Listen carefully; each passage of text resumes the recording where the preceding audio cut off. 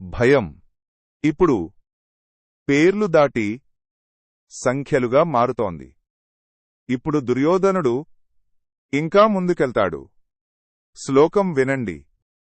ధృష్టకేతుశ్చేకితానః కాశీరాజశ్చ వీర్యవాన్ పురుజిత్కుంతిభోజశ్చ శైబ్యశ్చ నరపుంగవః.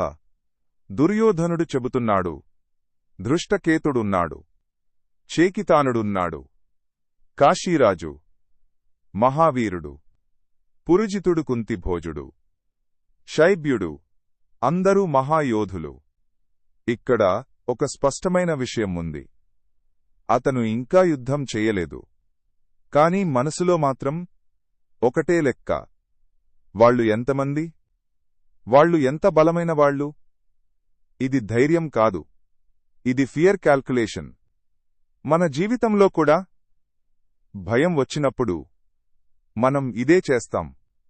ఎదుటివాడు ఎంత స్ట్రాంగ్, ఎంత కనెక్షన్స్, ఎంత మనీ, ఎంత సపోర్ట్, ఇవి అనాలిసిస్ లాగా కనిపిస్తాయి, కాని నిజానికి ఇవి యాంగ్జైటీ లిస్ట్. దుర్యోధనుడు పేర్లు లెక్కపెడుతున్నాడు, ఎందుకంటే లోపల అతనికి కంట్రోల్ లేదు. కంట్రోల్ పోయినప్పుడు మనిషి నంబర్స్లో సేఫ్టీ వెతుకుతాడు.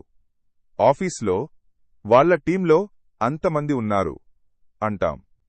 లైఫ్లో వాళ్ళు స్టార్ట్ నుంచే అహెడ్ అంటాం.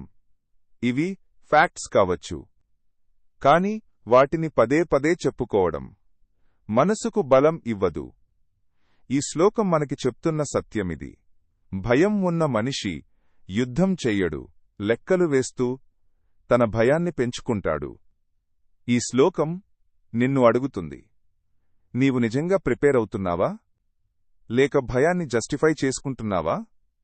ఈ శ్లోకం ఇచ్చే ఒకే ఒక జీవన సూత్రం: భయంతో చేసిన లెక్కలు ధైర్యాన్ని పుట్టించవు, భయాన్నే పెంచుతాయి. ఇది 5వ శ్లోకం. ఇంకా యుద్ధం మొదలవ్వలేదు, కాని మనిషి లోపల ఉన్న భయం ఇప్పుడు నంబర్స్గా మారింది. తర్వాతి శ్లోకం 1.6. భయం ఎలా అథారిటీకి చేరుకుంటుందో. ధర్మాన్ని రక్షిస్తే ధర్మమే మనలను రక్షిస్తుంది. ఇదే సనాతన సత్యం.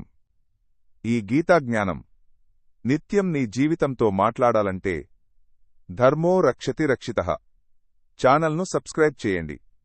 ధర్మం కోసం నిలబడే ప్రతి ఒక్కరితో ఈ వీడియోను షేర్ చేయండి.